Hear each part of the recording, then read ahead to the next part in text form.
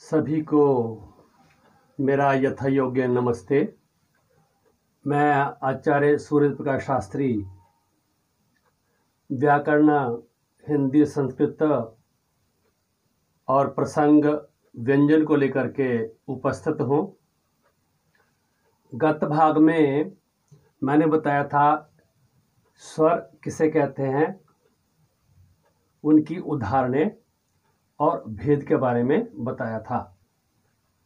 आज हमारा जो प्रसंग का विषय है वो प्रसंग विषय है व्यंजन। तो सबसे पहले ये प्रश्न उत्पन्न होता है कि व्यंजन किसे कहते हैं। तो व्यंजन जो है यह वर्ण का ही भाग होने के कारण हम इस प्रकार से परिभाषा कर सकते हैं कि वह वर्ण जो स्वरों की सहायता से बोले जाते हैं या उच्चारित होते हैं। अब ये तो हुई परिभाषा। अब व्यंजन कौन कौन से हैं। तो व्यंजन जो हैं वह 33 हैं।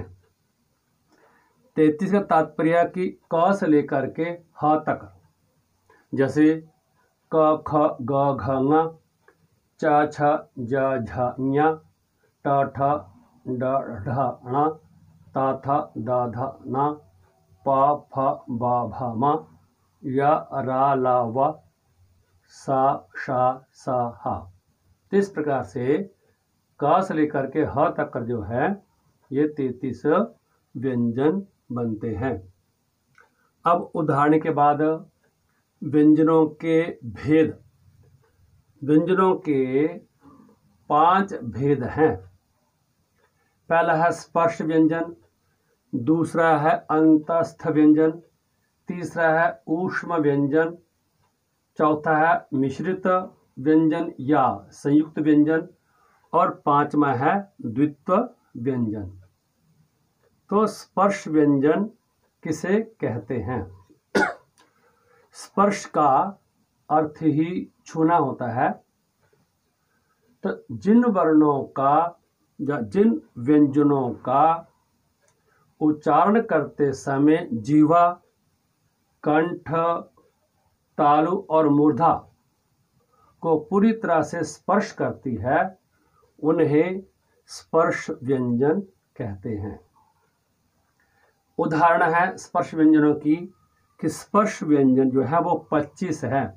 जैसे क ख ग घ ङ, च छ ज झ ञ, ट ठ ड ढ ण, त थ द ध न, प फ ब भ म।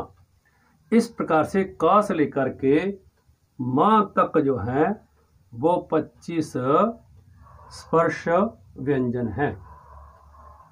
अब स्पर्श व्यंजनों में ही नंबर 2 पर पॉइंट नंबर 2 है कि स्पर्श व्यंजनों में ही वर्ग भी होते हैं। वर्ग 5 हैं। कहा कि वर्ग कौन से हैं। स्पर्श व्यंजनों के जो पहले अक्षर हैं उन्हें वर्ग कहते हैं।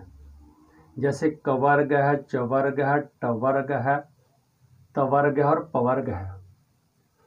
तो ये उसी प्रकार से हुआ कि जिस प्रकार से कोई शादी का कार्ड आता है तो कहते हैं कि भारत भूषण परिवार सहित। इसका अर्थ यह हुआ कि भारत भूषण तो शादी में आएगा ही, साथ परिवार वाले। उसी प्रकार से कवर्ग का तात्पर्य यह है कि का तो है, फिर का क्या कि क ख ग घ ङ, यानी कि पूरे सदस्य वो भी। और इसी प्रकार से बाकी जो है कवर्ग, चवर्ग, टवर्ग, तवर्ग, पवर्ग के साथ भी यही नियम लागू होता है। नंबर 2 है अंतस्थ। अंतस्थ व्यंजन।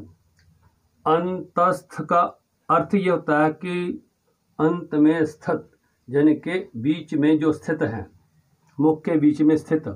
इसकी परिभाषा इस प्रकार से कर सकते हैं कि जिन वर्णों का, जिन व्यंजनों का उच्चारण करते समय जीवा पूरे मुख के भागों का स्पर्श ना करके अंदर के व्यंजनों का ही केवल उच्चारण करने में वो स्पर्श करती है, उच्चारित करती है, तो उन व्यंजनों को अंतस्थ व्यंजन कहते हैं। अब ये अंतस्थ व्यंजन है, उदाहरण के तौर पर 4 हैं। 4 कौन कौन से? या, र, ला और वा। तीसरा है ऊष्म व्यंजन। ऊष्म व्यंजन वे व्यंजन होते हैं जब उच्चारण करते समय मुख से गर्म हवा निकलती है, क्योंकि ऊष्म का अर्थ ही गर्म होता है, तो इस प्रकार से वो ऊष्म व्यंजन कहलाते हैं। यह 4 हैं, जैसे सा सीसी वाला सा, शा षटकोण वाला और सा सड़क वाला और हा हल। तो सा, शा, सा और हा ये ऊष्म व्यंजन कहलाते हैं। नंबर 4 है मिश्रित व्यंजन या संयुक्त व्यंजन। तो मिश्रित का तात्पर्य ये होता है कि 2 व्यंजन मिलकर के जो तीसरा व्यंजन उत्पन्न होता है उसे मिश्रित व्यंजन या संयुक्त व्यंजन कहते हैं। और जैसे है क हलंत और श षटकोण वाला, तो बराबर है, बन जाता है क्ष, जैसे कक्षा, क्षमा आदि। नंबर 2 है कि जैसे है त्रा, ता हलंत और रा, त्रा बन जाता है, तो जैसे पत्र, मित्र आदि इस प्रकार से। और फिर है जैसे जा हलंत और ज्ञा, जब दोनों को मिलाते हैं तो ज्ञा बन जाता है, या ज्ञा कहते हैं वो बन जाता है, जैसे ज्ञानी, ज्ञान आदि। और फिर है 21 वाला शा हलंत और प्लस रा, तो श्रा बन जाता है, तो श्रा जैसे श्री और श्रवण, श्रव्य आदि। और इसी प्रकार से जो दा हलंत और या, जब इनको मिलाते हैं तो द्या बन जाता है, जैसे विद्या, विद्यालय, तो जो द्या पर बनता है वो इसी प्रकार से बनता है, दा और या मिलकर के। और इसी प्रकार से आधा क और ता, कत ये बनता है, तो जैसे भक्ति है, शक्ति है आदि जो है ये संयुक्त व्यंजन जो या मिश्रित व्यंजन कहलाते हैं।